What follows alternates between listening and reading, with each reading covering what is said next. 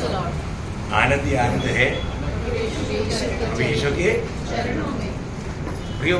आपको मालूम है जब राजा का चरण में कोई लोग दुखी रहेगा तो वो अपराध है। राजा के चरण में कोई दुखी रहेगा तो वो अपराध है, मतलब एक प्रकार प्रभु का निंदा है, राजा का निंदा है, राजा का निंदा है। अपन राजा होंगे, राजा प्रभु की प्रभु के उस दिन में और इतना बड़ा उपकार पाया हुआ उस प्रभु के मुस्लिम में हम कैसे आनंद नहीं रह सकता है? अपन क्यों निराश रहेगा? निराश रहने का कोई सवाल है क्या? कभी नहीं। खास करके मतलब जिसको प्रभु के साथ संबंध नहीं है वो लोग निराश हो सकते हैं, पर जो जिन्होंने मतलब अपने जीवन में उद्धार पाया, तो वो व्यक्ति प्रभु के मुस्लिम में आएगा तो उसका बहुत हमारी वाला दिल रहेगा। अभी आप सोचो ना, अगर प्रकाशित वाक्य 20:15 में लिखा है जिन किसी का नाम जीवन का किताब में लिखा हुआ नहीं मिलेगा वो कहाँ डालेगा? आग के जेल में। अभी प्रभु ने हमारा नाम जीवन का किताब में लिखा ना, आग का जेल से बच गया ना, क्यों नहीं आनंद रहेगा? जिसका नाम जीवन का किताब में अगर नहीं लिखा है वो जरूर दुखी रहेगा, वो आनंद कैसे मनाएगा, है ना? मैं ये सोचता हूँ, अभी आप देखो प्रभु का वचन हमें अपनी भाषा में मिल गया, इतना बड़ी कृपा है प्रभु। सामान्य लोगों को भी यह वचन पढ़ने से कुछ समझ सकता है ना? अभी इतना तो समझ सकता है ना, जिसका नाम जीवन का किताब में नहीं उसको आग के जेल में डालेगा, इतना बोलेगा तो सामान्य बुद्धि जिसको है उसको भी समझेगा, देखा? फिर मानो जीवन का किताब में कब लिखा जाता, कैसे लिखा जाता, ये जानना उसके लिए हमें एक मददगार की जरूरत है। लेकिन अभी जैसा अभी वो मतलब खोजा पढ़ रहा था, खोजा ने पढ़ने के समय में उन्होंने किसका बारे में नहीं जाना, तब वो फिलिप्पुस ने उसको समझाया ये प्रभु यीशु मसीह में हमारे लिए पिता ने किया हुआ काम, तुरंत विश्वास किया। कितना अनुभव बात है। तो मैं हमारा प्रभु को धन्यवाद देता हूँ आज के दिन में फिर भी और एक बार प्रभु का वचन से हमें कुछ सीखने के लिए, अभी प्रभु का वचन पढ़ करके हम सीखता है, पढ़ने के लिए हमें जानने वाला भाषा दिया, हमारे भाषा में ये वचन पहुंचाने के लिए कितने लोगों ने दिन रात बहुत मेहनत किया, कितने लोगों ने मेहनत किया, उसका फायदा हमको मिल रहा है ना? हम लोग कितना प्रभु को स्तुति करना चाहिए। तो प्रभु को धन्यवाद करता हूँ। एक सच्चा आत्मिक जन बन करके जीना बहुत जरूरी बात है। सच्चा आत्मिक जन कौन है? आत्मिक धनवान, सिर्फ एक आत्मिक जन नहीं, आत्मिक धनवान, है ना? आत्मिक धनवान को हम कैसे पहचानेगा? आत्मिक धनवान है तो वो मतलब प्रेम करने में कंजूसी नहीं करेगा। आत्मिक धनवान है तो, क्योंकि वो प्रेम करने में, आत्मा का फल ही प्रेम है, प्रेम करने में कंजूसी करता है तो वो आत्मा में या आत्मिक बातों में धनवान नहीं। क्षमा करने में अगर हम लोग उत्साही नहीं है तो वो आत्मीय जीवन में वो धनवान नहीं, आत्मीय जीवन का धनवान होने के लिए सबको इच्छा है ना। तो मैं आत्मिक जीवन में आत्मिक बातों में धनवान है कि नहीं, ये बात को जानना कितना अच्छी बात है। हर एक बहुत लोग परखना चाहिए, मैं सबको मानो मेरे दुश्मन को भी मैं प्यार कर पाएंगे क्या है? दूसरा जो भी मेरे साथ कुछ भी ऐसा माना गलती करता है तो भी तुरंत क्षमा करने वाला एक स्वभाव, ये सब सबसे नहीं होता। कई लोग ऐसा दिखावा करता है पर तो दिल से क्षमा नहीं करता, दिल से क्षमा नहीं करता। तो हमारा जीवन में हम लोग देखना चाहिए। मैंने आपको बोला था कि प्रेम सारे भले गुणों का मादा है। क्या है? प्रेम सारे भले गुणों का मादा है। मतलब हमारे जीवन से प्रभु ये चाहता है हम सबको प्रेम करने वाला मिले, हमारे से सबको प्रेम मिले। मैं इसलिए बोलता ना, जब भी हम एक दूसरे को मिलता है तो कितना खुशी से एक खुशी चेहरा होना चाहिए। हम प्रभु की उपस्थिति में आया है तो सबके एक आनंद में, आप वचन सुनने के टाइम पर अब शायद खुशी नहीं हो सकता, क्योंकि आप वो चिंता में आकर के, है ना, वो उस चिंता में। देखिए एक बात है, हमारे लिए हर एक बातों का मॉडल यीशु मसीह, हमारे लिए हर एक बातों का एक आदर्श या मॉडल प्रभु यीशु मसीह। यीशु मसीह हर एक प्रतिकूल में, हर एक प्रकार का हमारा होने वाला जीवन की हर एक अवस्था में वो बहुत मतलब शांति से और आनंद से और कृपालु दयालु सब बन कर रहा है ना। तो वो हमारा मॉडल है हमारे जीवन में। हमेशा ये बात को हमें याद करना चाहिए, है ना। मतलब एक व्यक्ति का स्वभाव का श्रेष्ठता कब मालूम पड़ेगा? जब भी कुछ उसका जीवन में परेशानी आए, कुछ वेदनाजनक बात आए, दर्दनायक बात आए, थोड़ा दर्द आएगा तो कई लोग बहुत जल्दी गुस्सा करता, बहुत जल्दी निराश हो जाता, याद छोड़ देता। मतलब और रियली हो अभी तक एक सच्चा आत्मिक जन नहीं बना, उसका एक चिन्ह है। अभी सब बात अनुकूल है तो खुशी खुशी, ऐसे नहीं। जीवन में बहुत बार ऐसा अवस्था आएगा, है ना। अचानक हमें कई प्रकार का नुकसान, निंदा, बदनामी ये सब होगा तो उस समय में हमारा प्रतिक्रिया कैसे रहेगा? हम लोग सही में जो भी हम लोग जो सीखता है वो बातों का टेस्ट भी होता है। कई लोग टेस्ट आएगा करके सोचता नहीं अपने जीवन में प्रयोग, मतलब हो सकता है आज सिखाए वो बात का 2 महीने के बाद में टेस्ट आए या 2 साल के बाद में टेस्ट आए, लेकिन आएगा। प्रभु ने अगर आपको सिखाया है तो टेस्ट आएगा, तो उसको हमें मालूम पड़ेगा। उसको मालूम क्या है कि हमने जो भी सीखा है वो बात को हमें स्मरण रखना चाहिए, स्मरण रखना चाहिए। बहुत बड़ी बात है।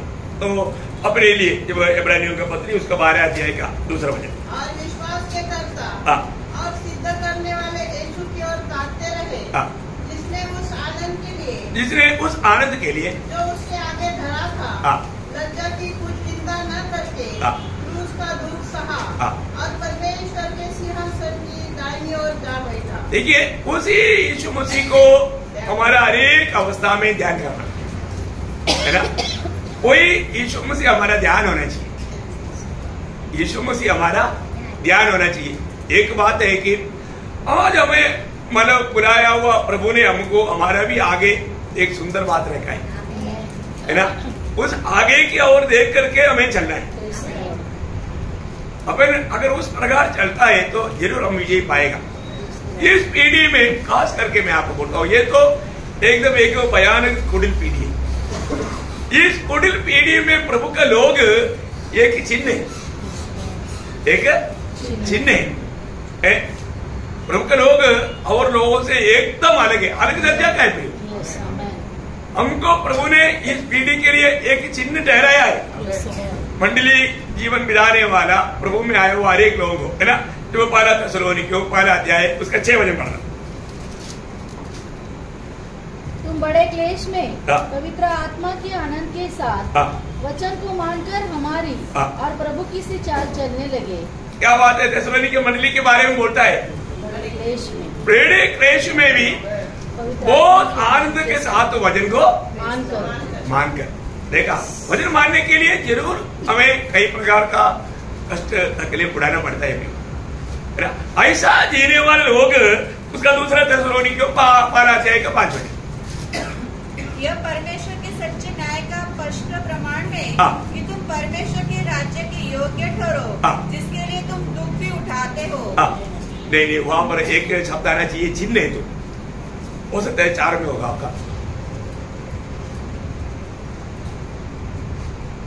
मराठी में वाचा 2 थिस्सलुनीकियों 1 अध्याय के 5 वचन। स्पष्ट प्रमाण ऐसा है, स्पष्ट प्रमाण है, ते देवाच्या यथार्थ न्यायाचे प्रदर्शक आहे।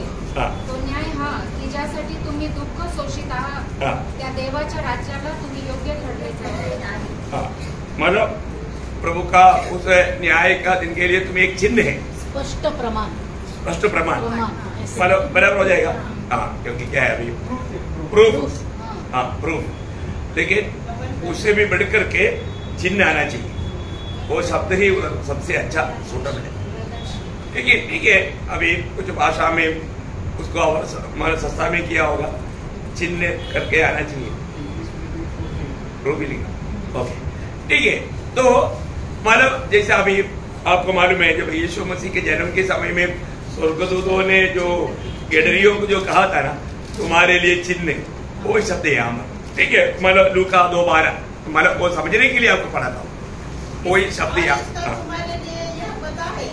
वहां पर पता लिखा ना। हाँ लेकिन ऐसे नहीं, वहां पर लिखा आना चाहिए चिन्ह है, चिन्ह है ना। हाँ वो चिन्ह यही सही शब्द यहाँ पर भी है, ठीक है। कोई बात नहीं, हमारे लिए कोई बड़ी बात नहीं। बोलने का अर्थ क्या है कि आपने जो क्या बोला था, क्या शब्द बोला, प्रूफ, ठीक है प्रूफ है। हमारे जीवन मतलब ये वजन स्वीकार करके प्रभु में जीने वाले लोगों के लिए एक प्रूफ है, ठीक है। तो भी चलेगा है, एक प्रूफ है बोलेगा तो एक दृष्टांत है, एक छाया है, मतलब एक अनुकरणीय बात है ना। उसके लिए मतलब उस बात को सबूत करने वाला एक बात है, स्पष्ट करता। मैं आपको मतलब बोले का अर्थ क्या है कि हर प्रकार प्रभु का लोगों को प्रभु ने दुनिया में जो रखा है उस प्रकार प्रभु के लिए कार्य करने वाला बनना चाहिए ना। फिलिपियों का पत्र उसका 12 अध्याय उसका 27 से 30 तक केवल इतना करो कि तुम्हारा चाल चलन मसीह के सुसमाचार के योग्य हो, कि चाहे मैं आकर तुम्हें देखूं, चाहे न भी आऊं, तुम्हारे विषय में यही सुनो कि तुम एक ही आत्मा में स्थिर हो और एक चित्ता होकर सुसमाचार के विश्वास के लिए परिश्रम करते रहते हो और किसी बात में विरोधियों से भय नहीं खाते। यह उनके लिए विनाश का स्पष्ट चिन्ह है। ये उनके लिए विनाश का स्पष्ट चिन्ह है। देखो यहाँ पर आया चिन्ह, वो शब्द आया। और प्रभु का लोगों का जीवन बहुत कष्ट मुसीबत में भी वो प्रभु का योग्य जीवन बिताते हुए, सुसमाचार का योग्य जीवन बिताते हुए, प्रभु को हर प्रकार हर बात में महिमा देते हुए जीवन बिताता। इसलिए होने वाला उनके लिए, उनका न्याय के लिए हम लोग एक चिन्ह है। बहुत बड़ी बात है अपने जीवन में प्रभु ने हमको कैसे अनुभव में लेकर आया। हम लोग कितना धन्य लोग हैं मंडली जीवन में प्रवेश करने के बाद में, है ना। मतलब एक सच्चा आत्मिक उन्नति पाने के लिए चाहने वाला व्यक्ति रोज अपने जीवन का कमियों को ढूंढ निकालना चाहिए। आपको मालूम है पहले का जो अब्दुल कलाम, डॉक्टर अब्दुल कलाम जो प्रेसिडेंट था, इंडियन प्रेसिडेंट, उन्होंने कहा वो एक स्टेटमेंट, ऐसे तो बाइबल में भी है, मतलब अपना गलतियों को लोगों को मालूम करना बड़ा मुश्किल है और दूसरे को गलतियों को मालूम करना बहुत आसानी है और वो फैलाना भी बहुत आसानी है। और ये तो बात अब्दुल कलाम ने, ये तो भी बाइबल में भी वो बात बताता है। लेकिन एक बात मैं आपको बताना चाहता हूँ, मतलब अपने जीवन में अभी दावीद भी बोला ना, अपना भूल चूक को कौन समझ सकता, तो अपने भूल चूक को समझना, वो समझने वाला व्यक्ति आत्मीय जीवन में बढ़ेगा।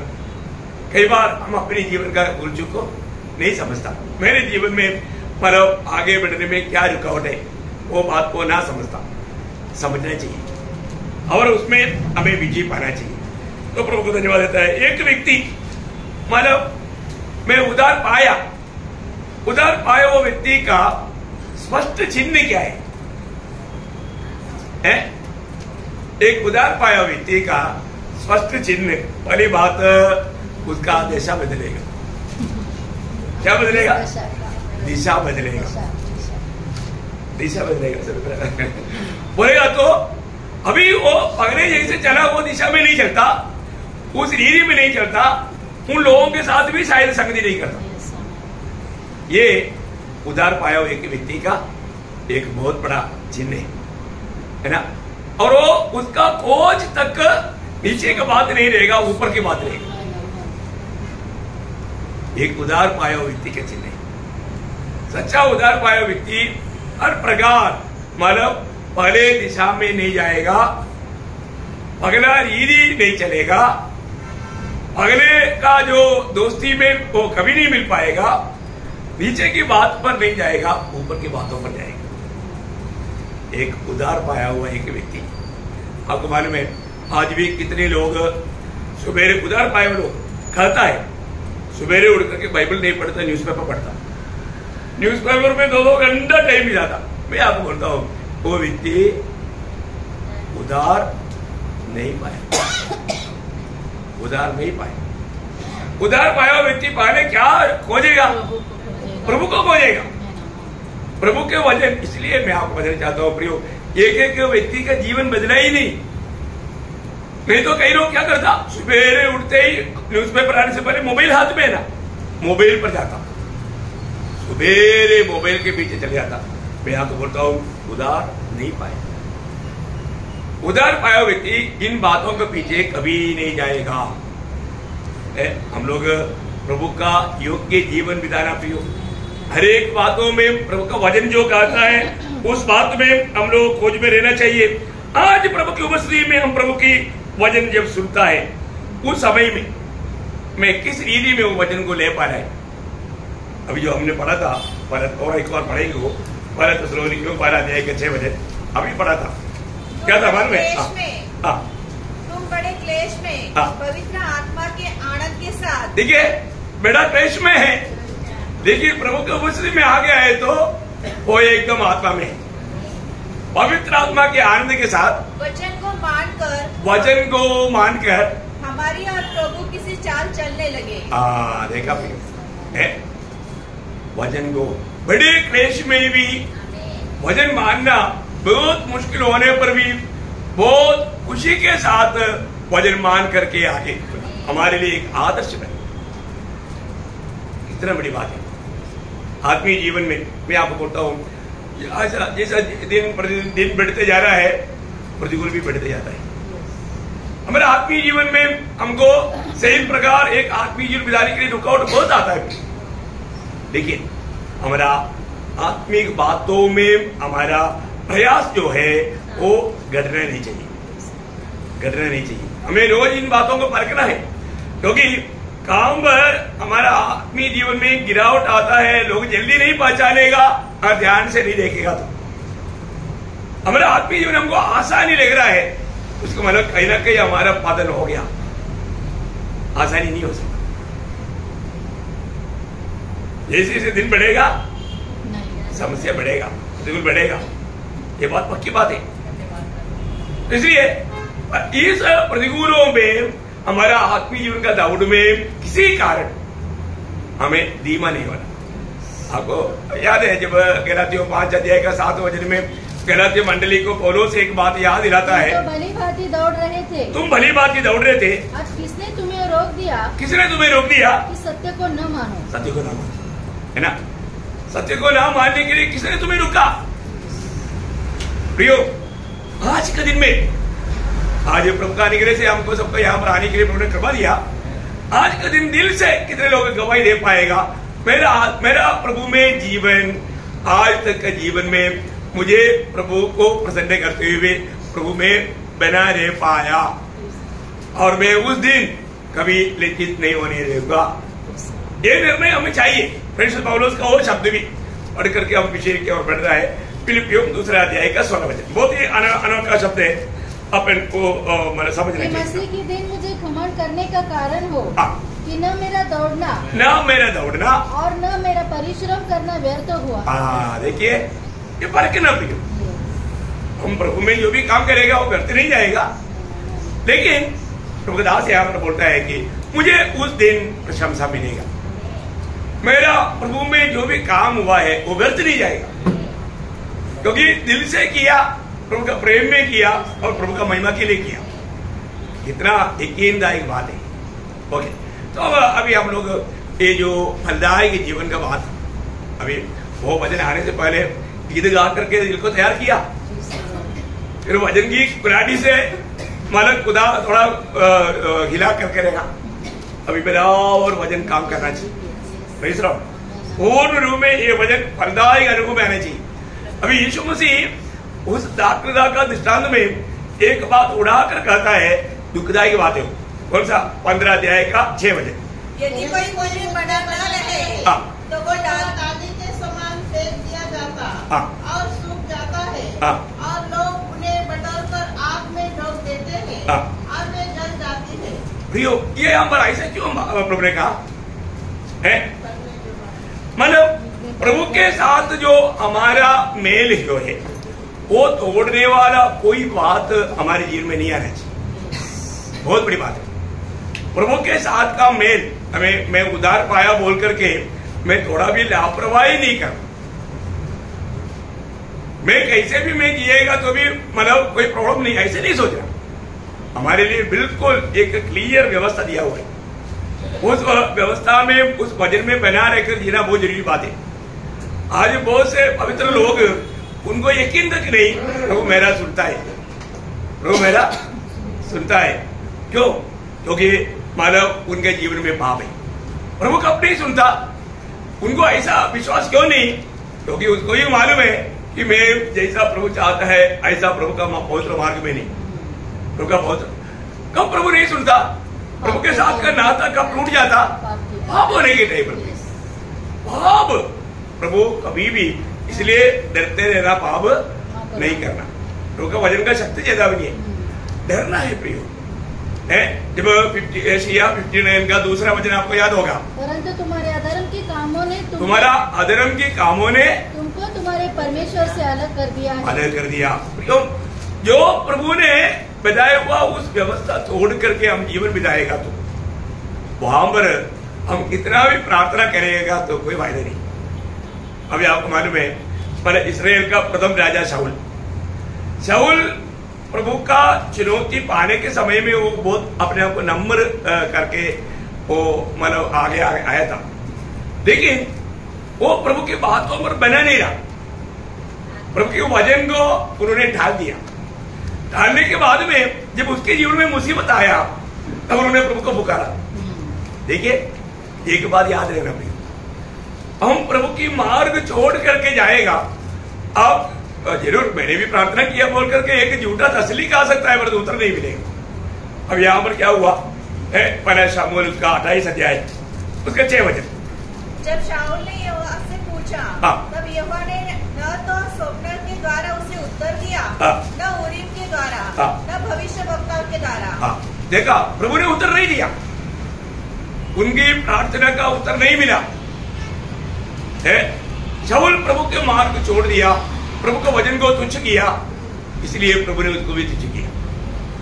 प्रियो, हमारे जीवन में आज मैं जो वचन सुनता है, इस वचन में मैं बना रह पाता है क्या? हर एक लोगों को अपनी मनमानी में जी सकता है, कोई प्रॉब्लम नहीं, लेकिन प्रभु के साथ का आपका नाता एक सही नाता नहीं रहेगा। वो बात को और भी थोड़ा गहराई में मीका नबी में लिखा है। मीका नबी की किताब उसका 3 अध्याय का 4 वचन। मीका 3 का 4। वे उस समय यहोवा की दुहाई देंगे, परंतु वह उनकी न सुनेगा, वरन उस समय वो उनके बुरे कामों के कारण उनसे मुंह मोड़ लेगा। देखा, उनसे मुंह मोड़ लेगा, वो प्रभु नहीं सुनेगा। प्रभु की बात को नहीं सुनेगा तो प्रभु मतलब जो लोग प्रभु को पुकारेगा उनका समय में भी प्रभु नहीं सुनेगा। ये बात हम लोग कई बार पढ़ा हुआ एक भाग है नीति वचन में, आपको याद होगा, पहला अध्याय में ही वो बात बताता है, उसका 24 से 28 तक का वचन आपको याद है? हाँ, मैंने तो पुकारा, प्रभु बोलता है मैंने तो पुकारा, परंतु तुमने इनकार किया। देखा, प्रभु पुकार रहा है तो भी लोगों ने क्या किया? इनकार किया। हाँ, और मैंने हाथ फैलाया, परंतु किसी ने ध्यान न दिया, वरन तुमने मेरी सारी सम्मति को अनसुनी किया और मेरी ताड़ना का मूल्य न जाना। इसलिए मैं भी तुम्हारी विपत्ति के समय हंसूंगी, और जब तुम पर भय आ पड़ेगा, वरन आंधी के समान तुम पर भय आ पड़ेगा, और विपत्ति बवंडर के समान आ पड़ेगी, और तुम संकट और सकीती में फंसोगे, तब मैं इकट्ठा करूंगी। उस समय वे मुझे पुकारेंगे और मैं न सुनूंगी। वे मुझे यत्न से तो ढूंढेंगे, परंतु न पाएंगे। देखा, क्लियर व्यवस्था है प्रियो। प्रभु अभी यहाँ पर बैठा हुआ हरेक लोगों के साथ प्रभु बात कर रहा है, और ये बातों को हम कहां तक ध्यान से सुनता है। आप जब भी प्रभु का वचन पढ़ता है, अभी भी प्रभु आपसे बात करता। आप जब संगति में आकर के जब वचन सुनता, उस समय में भी प्रभु आपसे बात करता, तो आप कौन सी मनोभावना से आप ये वचनों को सुनता है और वचन को मानता है। तो प्रार्थना सही रीति में उत्तर मिलने वाला व्यवस्था उसका आगे यूहन्ना 15:7 में बताया। बहुत सुंदर बात है। आप देखिए, यदि तुम मुझ में बने रहो हाँ और मेरा वचन तुम में बना रहे, हाँ तो जो चाहो मांगो हाँ और वह तुम्हारे लिए हो जाएगा। हाँ, बस बस देखिए, वो सुंदर बात है। एक सच्चा फलदायक जीवन बिताने के लिए और एक सच्चा प्रार्थना का उत्तर पाते हुए जीवन बिताने के लिए हमें यहाँ पर 2 व्यवस्था प्रभु ने किया है ना। बहुत बड़ी बात है। प्रभु यीशु मसीह हमारे में और प्रभु का वचन हमारे में, ये दोनों बात चाहिए। मसीह हमारे में रहना चाहिए और मसीह का वचन भी हमारे में रहना चाहिए। देखो कितना बड़ी बात है। वचन देख हुआ है यीशु मसीह, लेकिन अभी हमारे में कौन कौन चाहिए? मसीह भी चाहिए, वचन भी चाहिए। ये दोनों आज मुझ में एक ही नहीं, मेरे पास एक ही नहीं, ये बात को हमें यकीन करना। एक सही प्रकार का फलदायक जीवन, आपको मालूम है फलदायक जीवन का एक अवस्था है प्रार्थना का उत्तर। प्रार्थना का उत्तर है ना। आज बहुत लोग प्रार्थना में नाराज है, तो उनको लगता है प्रभु मेरा प्रार्थना नहीं सुनता। नहीं सुनने का मेन कारण यही बात है। ये दोनों बात को आप देखो। अरे बात यीशु मसीह मुझ में है क्या है? यीशु मसीह किस में रहेगा? जो भी विश्वास करेगा। यीशु मसीह हमारे में कब रहेगा, कैसे रहेगा? एफेसियों उसका 3 अध्याय का 17 वचन। एफेसियों 3 का 17। विश्वास के द्वारा मसीह तुम्हारे हृदय में बसे। देखा, विश्वास के द्वारा मसीह तुम्हारा हृदय में बसे। प्रियो, हम प्रभु यीशु मसीह पर विश्वास करता है तो उस विश्वास के द्वारा प्रभु हमारे हृदय में बसेगा। ये बात हम जरूर अनुभव कर सकता। प्रभु मेरा हृदय में है, मेरे जीवन में आया हुआ है ना। फिलिपियों का पत्र उसका 1 अध्याय का 27 वचन। फिलिपियों 1 का 27। केवल इतना करो कि तुम्हारा चाल चलन मसीह के सुसमाचार के योग्य हो, कि चाहे मैं आकर तुम्हें देखूं, चाहे न भी आऊं, तुम्हारे विषय में यही सुनो कि तुम एक ही आत्मा में स्थिर हो और एक चित्त होकर सुसमाचार के विश्वास के लिए परिश्रम करते रहते हो। बोलने का अर्थ क्या है भैया? यहाँ पर भी विषय क्या है कि उनमें प्रभु का काम हो रहा है। प्रभु उसमें रह करके प्रभु का काम प्रभु कर रहा है ना। मसीह हमारे में रहना बहुत बड़ी बात है। मसीह हमारे में रहना। जब 2 कोरिन्थी 13 अध्याय का 5 वचन आपको मानो बहुत ही सुपरिचित वचन है। आपको परखो कि विश्वास में हो कि नहीं। विश्वास में है तो मसीह आप में है। ये बात पक्की बात वहां पर बोलते हैं। आगे बढ़ना। अपने आप को जांचो, क्या तुम अपने विषय में ये नहीं जानते यीशु मसीह तुम में है। देखा, यीशु मसीह तुम में है। आप जब तक विश्वास में है तो यीशु मसीह हमारे में है। तो एक बहुत बड़ी बात है, मतलब यीशु मसीह मुझ में जीवित है। मैं नहीं जी रहा हूँ, मसीह मुझ में जीवित है। ये तो गलातियों 2:20 में भी पौलुस बोलता है कि मतलब अब मैं नहीं, मसीह मुझ में जीवित है। मतलब क्या है कि मसीह जीवन पूर्ण रूप में मसीह को जीने वाला जीवन है, या मसीह जीने वाला जीवन है। तो मसीह हमारे में रहेगा तभी वो जीवन ऐसा जी पाएगा। दूसरा वचन भी वहां पर रहना चाहिए। देखिए, आपको मालूम है आज बहुत लोगों का हृदय में प्रभु का वचन नहीं। ये वचन जो भी आता है कहाँ रहना चाहिए? अपना हृदय में। आज हमारे हृदय में वचन नहीं होने का वहां पर क्या रहता? पाप रहता। एक ही वचन नहीं तो पाप है ना। 119 का 11 वचन आपको सुपरिचित है कि मैं तेरी विरुद्ध पाप ना करने के लिए तेरा वचन को मेरा दिल में रेख छोड़ा है। देखिए प्रियो, अभी जिन दिनों में बाइबल का एक भी पन्ना लिखा नहीं गया, उस समय में ईयोब करीब विश्वासियों का पिता अब्राहम का समकालीन व्यक्ति था।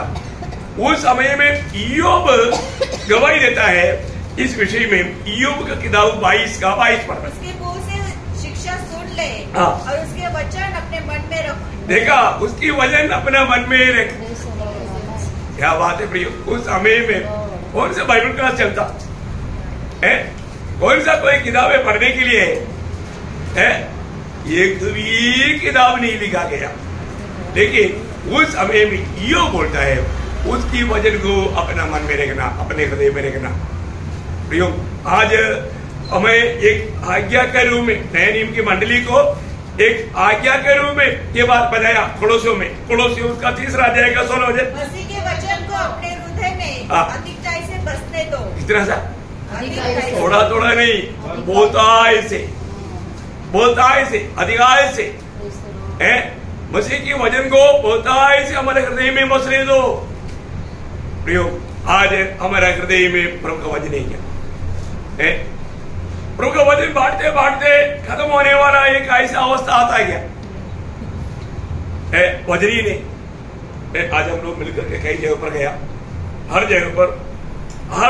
जगह पर नया नया संदेश दिया, क्योंकि मेरे साथ कोई रहता है तो हर जगह पर नया नया संदेश देगा, कोई नहीं है तो एक ही संदेश देगा सब जगह क्योंकि वो संदेश बहुत महत्वपूर्ण रहता है।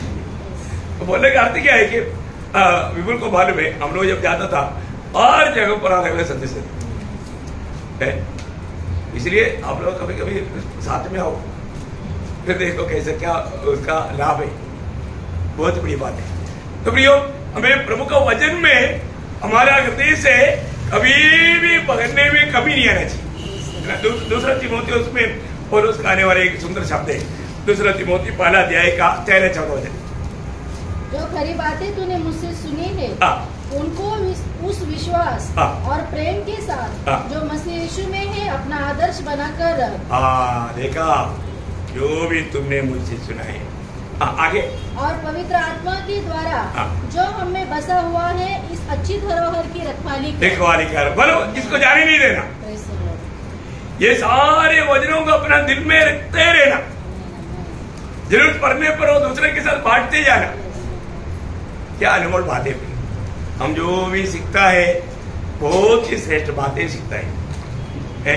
ये बातों को जाने नहीं देना चाहिए। देखो, एक फलदायक जीवन हमारे जीवन का लक्ष्य है। अगर हम फलदायक जीवन नहीं बिताएगा तो प्रभु का दिल में कितना दुख रहेगा। तो यहाँ पर एक विषय में आपको बताना चाहता हूँ, हर एक बात प्रभु का हर एक मानो वायदा जो है वो व्यवस्था का है। हमारा परमेश्वर व्यवस्था का परमेश्वर, हम बार बार कहता है, परमेश्वर ने एक व्यवस्था दिया, वो व्यवस्था पूरा करेगा तभी उस काम को मानो फलदायक बनेगा। बहुत बड़ी बात है ना। अभी हमने जो यूहन्ना 15:7 में क्या बोला, यदि तुम मुझ में बने रहो, यदि तुम मुझ में बने रहो और मेरा वचन तुम में बना रहे, तो जो चाहो मांगो। मांगो, एक व्यवस्था है ना। तुम जो भी मांगो तुझे मिलेगा। व्यवस्था क्या? प्रभु, मेरा वचन तेरे अंदर बना रहना। देखा, अब देखो प्रियो, आज बहुत लोग व्यवस्था तोड़ करके फायदा लेना चाहता, नहीं मिलेगा, कभी नहीं मिलेगा। प्रभु का कोई एक वायदा भी बिना व्यवस्था का है ही नहीं। इसलिए बाइबल ठीक से जानना बहुत जरूरी बात है। हर एक बात प्राप्त करने के लिए प्रभु ने एक क्लियर व्यवस्था दिया है। वो व्यवस्था के अलावा अभी मैं आपको 2-3 एक एग्जाम्पल आपको बताना चाहूंगा। मान लो 2 तिमोथी 2 अध्याय का 11 वचन, 2 तिमोथी 2 अध्याय का, ये बात सच है। देखो, ये बात सच है। क्या है सच है? यदि हम उसके साथ मर गए तो उसके साथ जिएंगे भी। भले बात मरा ही क्या मर गया तो प्रभु के साथ जिएगा। प्रभु के साथ मर गया तभी हमारे इस जीवन में, देखा, उसी जीवन का एक बहुत बड़ा बात है। प्रभु का सुसमाचार सुन करके मैं मर गया है, वो मरा हुआ मुझको गाड़ दिया, गाड़ा हुआ मैं प्रभु के साथ जीवी उड़ा। किस लिए? किस लिए? एक नया तरीका जीवन बिताने के लिए। कैसा जीवन? आपको याद होगा रोमियो 6:4, मतलब ये पृथ्वी का बपतिस्मा पाने से हम उसके साथ गाड़े गए, ताकि जैसे मसीह पिता की महिमा के द्वारा मरे हुए में से जिलाया गया, वैसे हम भी नई जीवन की सी चाल चले। देखा, नया तरीका का जीवन कब है? प्रभु के साथ मर गया तो, गाड़ा गया तो, जिलाया गया है तो अभी यहाँ पर वो 11 वचन का भी पाठ मतलब दूसरा तिमोथी 2:11 का बी पार्ट। तो उसके साथ जिएंगे भी। आगे यदि हम धीरज से सहते रहेंगे, हाँ देखा ये बात है, यदि हम धीरे से सहते रहेंगे तो उसके साथ राज्य भी करेंगे। वही 11 वजन में है ना? 12 में। अच्छा 12 में, ठीक है, आप लोग 12 लिखना, मेरा उसमें 11 में। ओके देखिए यहाँ पर भी व्यवस्था क्या, राज कौन करेगा? तो धीरज से सही। हाँ ये दुनिया के जीवन की यात्रा में जो भी दुख संकट आएगा धीरे से सहते रहना, धीरज नहीं छोड़ना, यहाँ पर नहीं छोड़ना, प्रभु के खातिर सहते रहना, गटुड़ी नहीं करना, झगड़ा नहीं करना, झगड़ा नहीं करना, बहुत बड़ी बात है अपने जीवन में प्रयोग। हम आज धीरे से सहते रहेंगे क्या? आज सहने के लिए तैयार है क्या? ये बात को हमें परखना चाहिए। यहाँ पर बोला हुआ हर एक बात बहुत मूल्यवान बात है।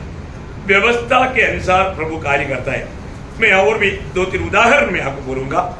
मरकोस उसका 11 अध्याय का 24 वचन देखिए, प्रार्थना का एक क्लियर मतलब प्रार्थना का उत्तर मिलने का व्यवस्था। इसलिए मैं तुमसे कहता हूँ, जो कुछ तुम प्रार्थना करके मांगो तो प्रतिति कर लो कि तुम्हें मिल गया और तुम्हारे लिए हो जाएगा। यहाँ पर क्या व्यवस्था? विश्वास करना। विश्वास करना। आप विश्वास से मांगेगा तो आपको मिलेगा, पर तो आपको विश्वास ही नहीं है, मिलेगा? नहीं मिलेगा। आज बहुत बार लोगों को क्यों नहीं मिलता मालूम है?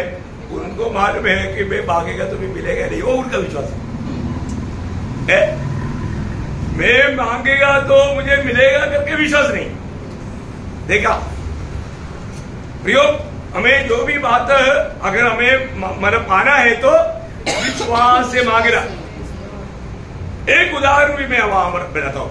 मतलब कोई मरकोस 10 अध्याय में है, उसका 46 से 52 तक का वजन में मैं शॉर्ट में बोल के जाऊंगा, आप लोग पढ़ने के लिए जाएगा तो टाइम रहेगा। वहां पर एक बर्तलमाई प्रभु यीशु के बारे में सुना तो उन्होंने ए दाऊद की पुत्र मुझ पर भी दया करो चिल्लाने लगा। लोगों ने मारा डांटा, भिखारी चुप रहो, इतना स्टैंडर्ड लोग जा रहा है तो मेरी चिल्लाएगा तो ये मेला खराब हो जाएगा। वो कहा छोड़ने का, वो अवर व्यवस्था चिल्लाया है। तो जो लोग उनको डांटा था उनको प्रभु ने भेजा, तुम जाके उनको बुरा कर लो। उन लोग जाकर बोला आजा आजा तो बुरा रहे। तो उन्होंने क्या किया? मतलब मैं सबसे पहले क्या किया मालूम है? अपना कपड़ा फेंक दिया।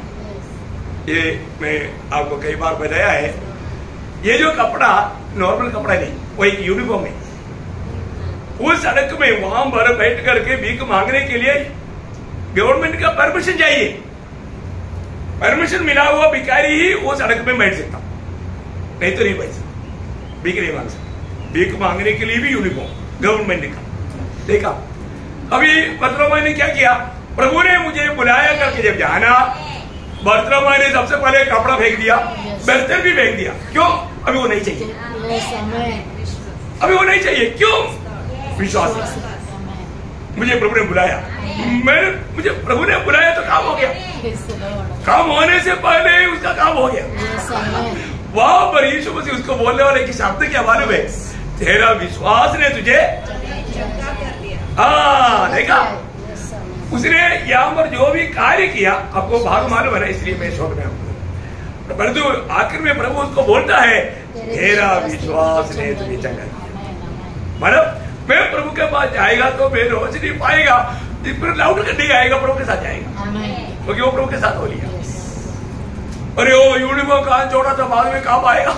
नहीं तो किसी न किसी को मतलब थोड़ा दाम में दे देते। वो बिग मारे बर्तन में कुछ पैसा था, वो कितना है काउंट नहीं किया था, वो ले लेते कम से कम। गया नहीं, क्या बात है? उसको बोलता है मतलब हम जब प्रभु की उपस्थिति में आता है तो आज भी कितने लोग विश्वास है, सच बोलो विश्वास से आया। बहुत लोग इसलिए जैसे आया वैसे जाता। प्रभु मेरे से आज भी बात करेगा, वो विश्वास से नहीं आया, इसलिए प्रभु का वाणी का गौरव ना जान करके समझ के वापस आता। ऐसे नहीं किया। हम जब भी प्रभु की उपस्थिति में आएगा, एक साधारण एक शब्द क्यों ना हो, अरे मन फिरो 1000 बार बोल दिया तो व्यक्ति से प्रभु ने बात कर दिया, आया होगा सबसे बात कर दी। क्या है? मन फिरना है। आपको उसको 10 बार सुनने के टाइम पर पवित्र आत्मा बोलेगा कहां से मन फिरना है, ये बार बार क्यों प्रभु बोल रहे हैं। ध्यान से सुनने वालों से प्रभु बात करेगा, प्रभु खोल कर देगा। मैं बोलने का अर्थ क्या भाई, हर एक बातों में प्रभु का एक व्यवस्था है। और एक बात मैं आपको बताना चाहूंगा, जब मत्ती 6 अध्याय का 14 वचन, वो आपको मालूम है, मैं बदलते जाता हूं, जो क्षमा देगा उसको क्षमा मिलेगा। क्या व्यवस्था? जो क्षमा देगा उसको क्षमा मिलेगा। अगर आप कभी भी कोई कारण आप बोलते हैं मैं उसको क्षमा नहीं करेंगे, अगर आपने ऐसे निर्णय में आपको प्रभु से भी क्षमा नहीं मिलेगा। आज बहुत लोगों के जीवन में आया हुआ एक बड़ा गलती क्या मालूम है, उन्होंने एक शपथ खा लिया वे किसी कार उसको क्षमा नहीं करेगा। इसलिए क्या होता मालूम है, उनका चेहरे में कभी भी आनंद नहीं मिलेगा। वो डेंजर अवस्था। मैं कई बार कई लोगों को खुल्लम पूछा, आप किसी न किसी के साथ ऐसा कोई कट्टर निर्णय लिया है कि मैं क्षमा नहीं करूंगा? बोला क्यों? क्योंकि आपका चेहरा बताता है। आपका चेहरा कैसे बताता? क्योंकि कभी भी आप आनंद नहीं मिलता।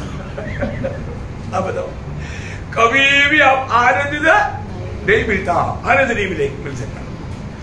आप किसी को भी क्षमा देने के लिए बाकी है तो वो चेहरे में आनंद, आत्मा का गुण आनंद नहीं मिलेगा, डुप्लीकेट आनंद मिलेगा। वो तो थोड़ी देर में प्लास्टिक आनंद, मैं उसको बोलते हैं प्लास्टिक आनंद है, मतलब कोई बना रहने वाला आनंद नहीं।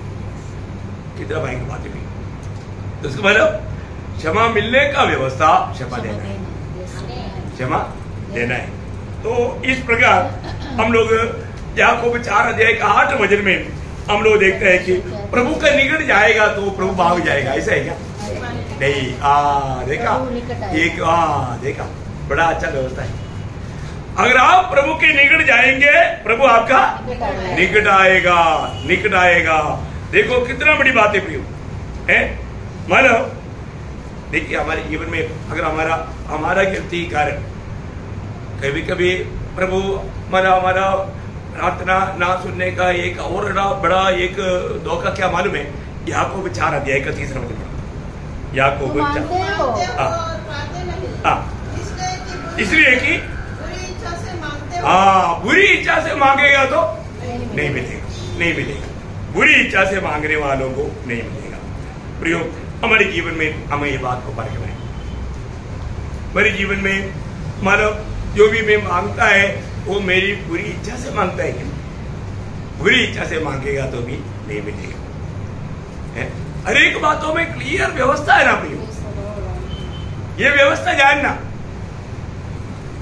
आज बहुत लोग प्रभु में एक निजी जीवन क्यों नहीं बिता पा रहा? क्योंकि वो वचन में नहीं, वो अभी भी आजाद नहीं, प्रभु के ओर से मिलने वाला उस आजादी का सच्चा अनुभव में नहीं। हमें प्रभु का सत्य वचन में बना रहना। तो यहाँ पर प्रभु का महिमा के लिए प्रभु ने हमें वहां पर यूहन्ना 15 अध्याय का 8 वचन, मेरे पिता की महिमा इससे होती है कि तुम बहुत सा फल लाओ, तभी तुम मेरे चेले ठहरो। देखा कितना सुंदर बात है। मतलब हम प्रभु का महिमा करने का सबसे बड़ी बात है हम बहुत फल लाना, बहुत फल लाना, फल लाना का भी नहीं, बहुत फल लाना। ये एक बड़ी बात है। हमारे में प्रभु बहुत फल चाहता है। आज अपने जीवन में प्रभु चाहने वाला वो बहुत फल ले क्या। आप जब भी प्रभु की इच्छा में एक एक काम जब करता है वहां पर प्रभु का महिमा होता है। किसका महिमा? प्रभु का। यीशु मसीह ने उस मानव सगा का पर्व करके जब न्याय नीम की मंडली के लिए मेज का स्थापना करने से पहले मानव इस्करियोत यूदा को सगा का पर्व का रोटी दिया। रोटी देने के बाद में वो खाने के बाद में इस्करियोत यूदा क्या हुआ? वो चला गया। परंतु ये खाते ही उसके अंदर कौन गया? शैतान गया। वहां पर ये काम होने के बाद में देखो प्रभु का रूट देखो, ये काम होने के बाद में प्रभु यीशु मसीह पिता से कहने वाला एक शब्द वहां पर है ना, मतलब मैं आपको बताना चाहता हूँ यूहन्ना उसका 8 अध्याय का 50 वचन। परंतु मैं अपनी प्रतिष्ठा नहीं चाहता, अपनी प्रतिष्ठा नहीं चाहता, अपनी प्रतिष्ठा नहीं चाहता। देखिए बहुत बड़ी बात है, प्रभु का कोई भी बातों में प्रभु ने अपनी प्रतिष्ठा नहीं चाहा है। अभी जो मैंने बताया वो बात को पढ़ने के लिए उसका 13 अध्याय का 31। जब वह बाहर चला गया तो यीशु ने कहा अब मनुष्य के पुत्र की महिमा हुई है। देखा, मनुष्य के पुत्र की महिमा हुआ है और परमेश्वर की महिमा हुई है, परमेश्वर का भी महिमा। देखा आप प्रभु यीशु मसीह अपने जीवन काल में हमेशा हमेशा वो पिता का महिमा करते रहे। उस 8 अध्याय का 50 और भी एक बार पढ़ेंगे। परंतु मैं अपनी प्रतिष्ठा नहीं चाहता। अपनी प्रतिष्ठा नहीं चाहता, इसका मतलब महिमा बराबर है। मतलब अपनी महिमा नहीं चाहता। लेकिन आज आपको बताओ, आज बहुत लोग सोचता है मुझे महिमा मिले। महिमा का योग्य सिर्फ यीशु मसीह है।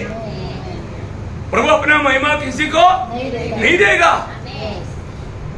ये कितना अनमोल बात है ना।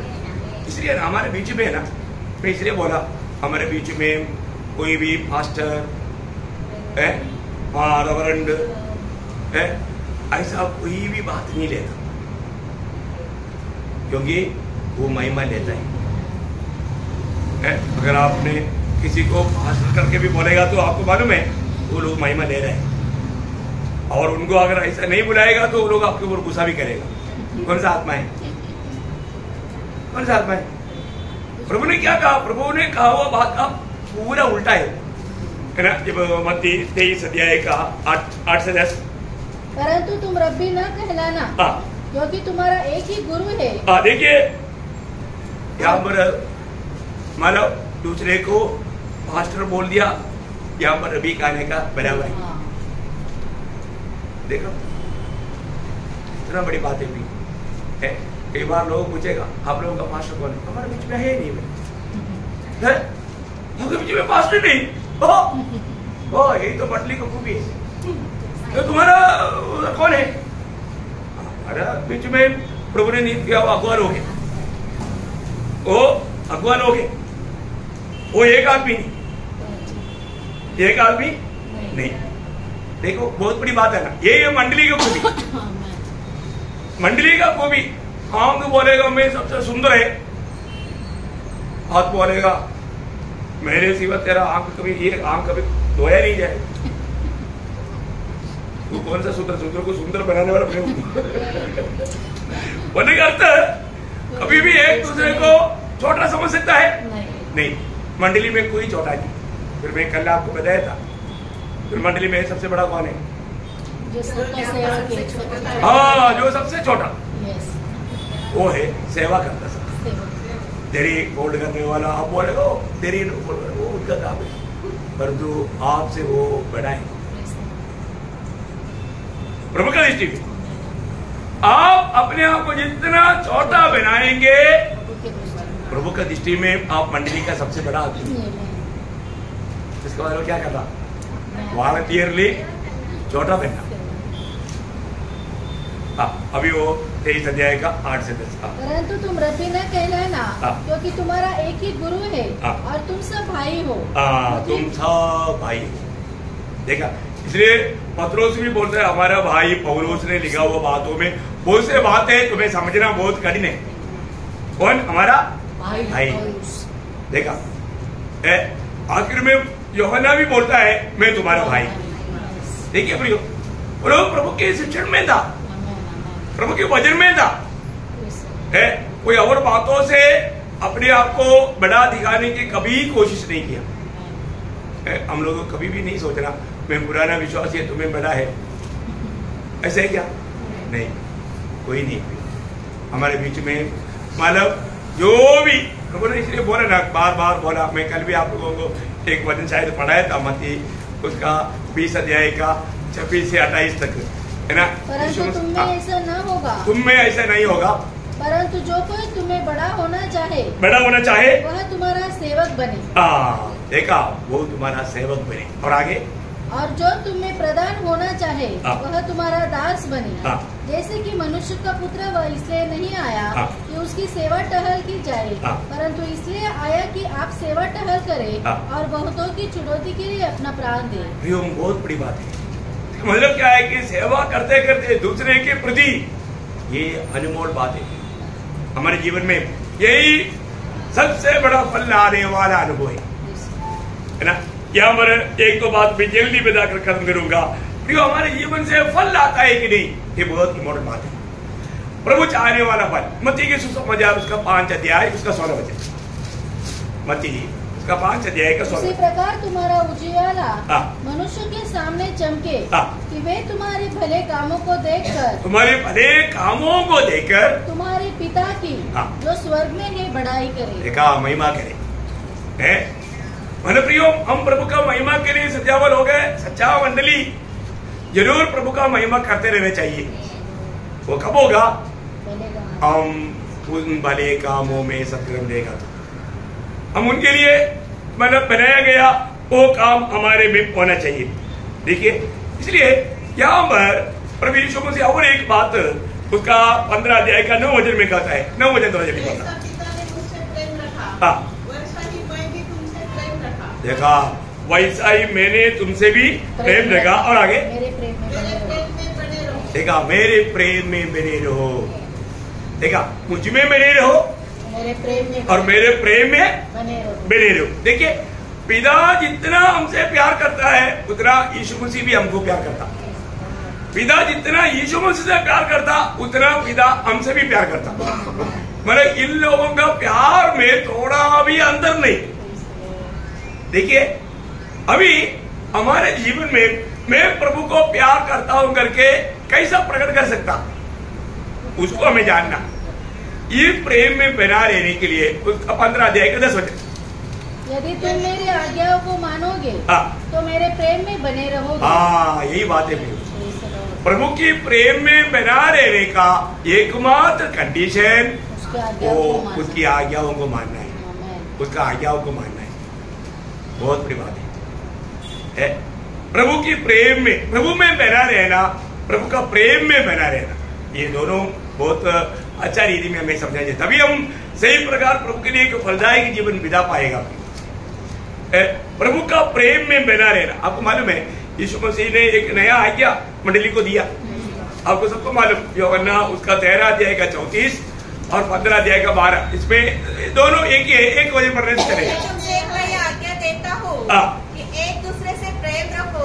जैसा मैंने तुमसे प्रेम रखा है वैसा ही तुम भी एक दूसरे से प्रेम रखो। देखा, मैंने जैसा तुमसे प्रेम रखा।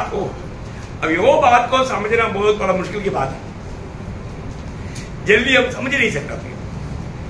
ये प्रभु हमको समझाएगा तभी वो समझ सकता है। प्रभु ने हमसे कैसे प्रेम किया प्रियो? अभी तुम्हें आपस में प्रेम करने के लिए प्रभु ने बोला, वो समझना कोई बड़ा मुश्किल नहीं। और तो जो प्रभु ने जो प्रेम किया वो प्रेम को समझना बहुत मुश्किल है।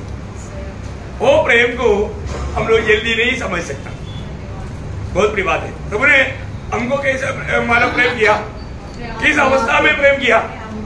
मानव आप देखिए, प्रभु ने बोला, अपन देखिए अपना ये जो प्रेम को समझने के लिए बहुत मुश्किल है ना। जब रोमियो 5 अध्याय 6 वचन, 8 वचन, 10 वचन, ये तीनों वचन आप देखिए, उसका 10 वचन पढ़ लो, बाकी पूरा पढ़ने के लिए टाइम नहीं। वही होने की दशा में देखा है। प्रभु बोलता है तुम आपस में प्रेम करेगा तो मेरा चेला है। तुम आपस में प्रेम करने में क्या दिक्कत है? क्योंकि हम लोग आपस में प्रेम करता ही है। प्रेम करने वालों से प्रेम करना कोई दिक्कत है क्या? परंतु यहाँ पर बोलता है तुम वैरियों से प्रेम कर। प्रभु हम जब वैरी था उस दिशा में प्यार किया। ये बात को समझना इतना आसानी बात है, इतना आसानी बात नहीं। मैं आपको बदल जाता हूँ प्रियो, प्रभु चाहने वाला फल वो आत्मा का फल है, वो प्रेम है। वो प्रेम हम किसको देना? वैरी को भी देना, वैरियों को भी प्रेम देना है। लेकिन ये नहीं दे पाता, क्या मालूम है? हम प्रभु से बढ़ करके अपने आप से प्यार करते, यही तो गड़बड़ है। जो व्यक्ति प्रभु से बढ़ करके अपने आप से प्यार करेगा वो ये प्यार नहीं कर सकता, ये प्यार नहीं समझ सकता। ये अगर ना उसका 12 का 25 हो जाए। लॉर्ड जीसस जो अपने प्राण को प्रिय जानता है वह उसे खो देता है, और जो इस जगत में अपने प्राण को अप्रिय जानता है वह अनंत जीवन के लिए उसकी रक्षा करेगा। देखा, अनंत जीवन के लिए उसका रक्षा करेगा बोलेगा तो वास्तव में कोई व्यक्ति देखा जो अपने प्राण को भी अप्रिय जान करके लोगों को प्रेम देने के लिए तैयार रहेगा, कितना बड़ी बात है। उस प्रेम में प्रभु ने हमें कालवरी सूली पर दिया, इसलिए उसको समझाने के लिए जब कोलोसियों का पत्री का एक वचन, बहुत ही गहरा वचन पौलुस प्रकट करता है, उसका पहला अध्याय है, उसका 21 वचन वाला, तुम जो पहले निकाले हुए थे। देखा, हम कौन थे? निकाले के भी रोजा, मतलब किसी भी प्रकार प्रभु के निकट आने के लायक नहीं था। तब मन से वैरी, बुरे कामों के कारण मन से बैरी थे। देखा हमारा अवस्था क्या था? बुरे कामों के कारण मन से बैरी था। देखा, हम ऐसा लोगों को प्रभु ने प्यार करके बचाया। हम लोग कितना धनी लोग हैं। हम लोग आज वास्तव में प्रभु जैसे चाहता है, प्रभु जैसे चाहता है एक फलदायक जीवन में बिता पा रहे क्या? प्रभु का दिल को ठंडा करने वाला एक जीवन बिता पा रहे क्या? मैं प्रभु में बने रहते बिना मैं कभी भी फलदायक जीवन नहीं बिता सकता। प्रभु में बना रहना, प्रभु का प्रेम में बना रहना बहुत ही अनोखा बात है, एकदम आश्चर्यदायक बात है। मैं आप सबको विनती करता हूँ अपने जीवन को परखना पड़ेगा। मैं पिछले दिनों से बढ़ करके प्रभु को, इवन जो प्रभु को प्यार करता है तो मंडली से भी प्यार करेगा। आज हमारा मंडली जीवन कैसा है? मंडली जीवन में हमारा एक अच्छा आदर्श है क्या? मंडली जीवन में हमारे एक अच्छा गवाही है क्या? तुम्हारे बारे में मंडली क्या गवाही देगा? अपने को परखना, अपने आप को पूछना है ना, मंडली अपने बारे में क्या गवाही देगा। देखो कई प्रकार मतलब मंडली के उपयोग में आने के लिए हमको अनेक किया, वहां पर एक अच्छा फलदायक जीवन बिताना, प्रभु चाहने वाला वो फल, आत्मा को जीतना, और हम प्रभु में इस प्रेम को दूसरे को बांटते हुए आत्मा का फल हमारे में प्रकट करना। तो वचनों के द्वारा आप सबको बहुत आशीष दे, प्रभु को महिमा मिले। आमीन।